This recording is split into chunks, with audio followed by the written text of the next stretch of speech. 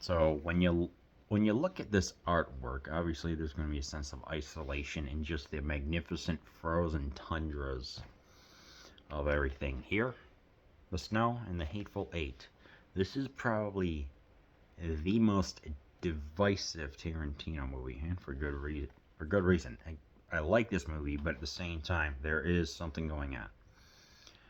Epic, says Peter DeBurge of Variety, and brilliant Tim Grierson of Screen International. In The Hateful Eight, set 6 or 8 or 12 years after the Civil War, a stagecoach hurtles through the wintry Wyoming landscape. The passengers, bounty hunter John Ruth, Kurt Russell, and his fugitive Daisy Domergue, Jennifer Jason Leigh, race towards the town of Red Rock, where Ruth, known in these parts as the Hangman, will bring Domergue to justice. Along the road, they encounter two strangers, Major Marquise Warren, played by Samuel L. Mother Effin Jackson, a black farmer Union soldier turned infamous bounty hunter, and Chris Mannix, Walton Goggins, whoever that is, a southern renegade who claims to be the town's new sheriff. Losing their head on the blizzard, Ruth, Domergue, Warren, and Mannix seek refuge at Minnie's Haberdashery, a stagecoach stopover on a mountain pass.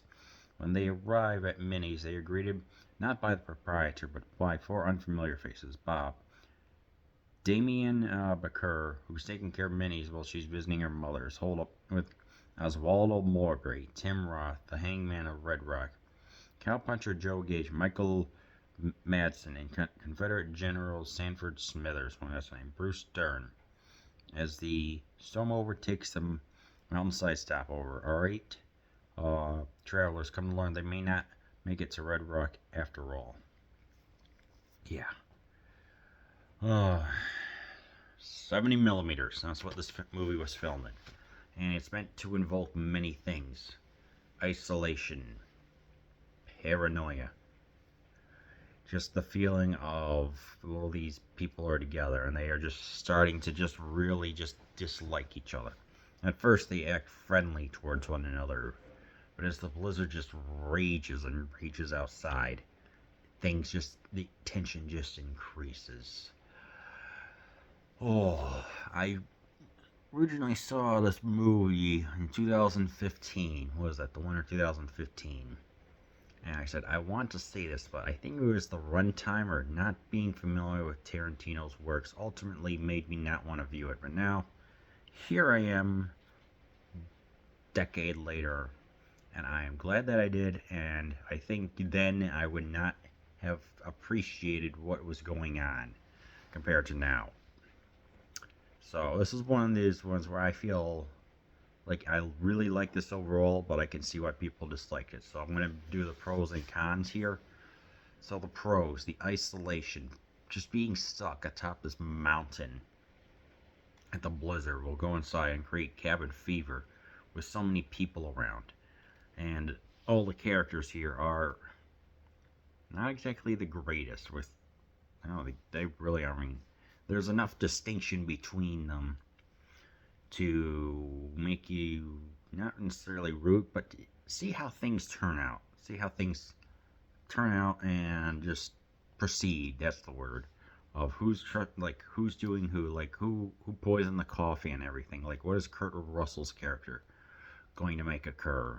And yes, the music here is great. Ennio Morricone, the premier Italian film composer, not Goblin is the most famous group. Ennio is the individual composer and creates a true sense of dread and tension with the electronic score. It's like you see just the mountains of the snow, just the coldness, the sterility of everything going on. And it just highlights the tension and just not the hopelessness, but how you're just confined to one place.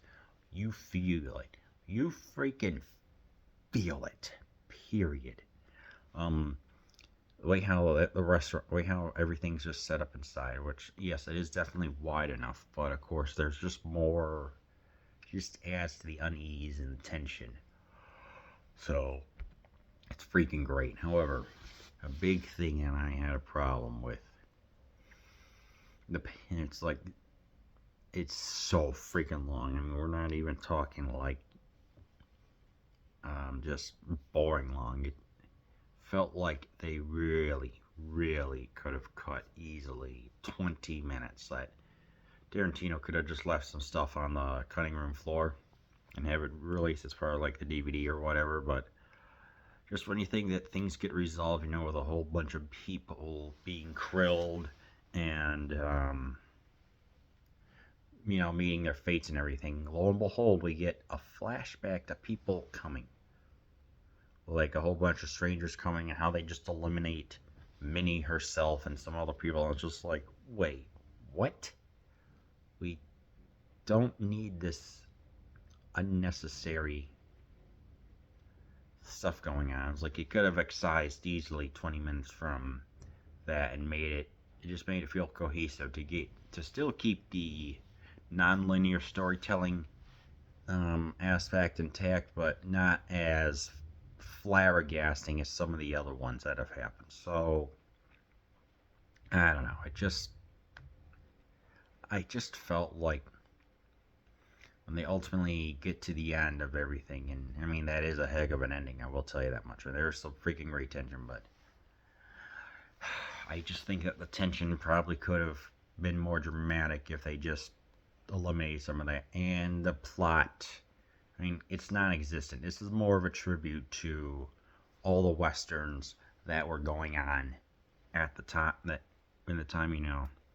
So I don't know. Some people may just say like, "Oh, there's nothing really going on." Well, it's isolation and the rising tensions that lead to it. So if you would just see like, well, I noticed that influence that obviously was the thing. Even when they're putting the rope that leads to where the outhouse is, that's the thing. The tension, just everything else about it. Just like, yeah. And also what I noticed was the Great Silence, the one that I reviewed last year. I don't know, just the tundra, the isolation, just how everything just feels bleak as heck. That's another thing I know. So, and of course, also the Virginian Bonanza, things like that. So, you could tell there was influence in here. So, I don't know. This is just a movie where it's like, I liked it, but I'm just trying to comprehend, like, it's so good, but at the same time, when it's bad, it's freaking bad. I feel so divisive about this. It's like, we get these characters, they're fine, performances are great, Samuel L. Jackson is great, Daisy, Jennifer Jason Leigh is freaking great, she's a tough as nails chick, but you do feel some sympathy for her. Kurt Russell is there, he's still a BA, but he gets kind of axed early, so I don't know. I just think just the krillings that happen like all at once, it just kind of soured things for me. I think maybe if they just like lived with each other for a day or so, but then you could tell that the tension was going around, I could have believed that, rather things just get, than just people get krilled probably within like 3 hours. I think that's what kind of pissed me off.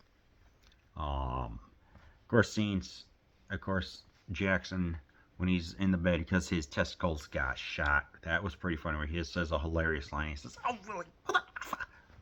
That was funny.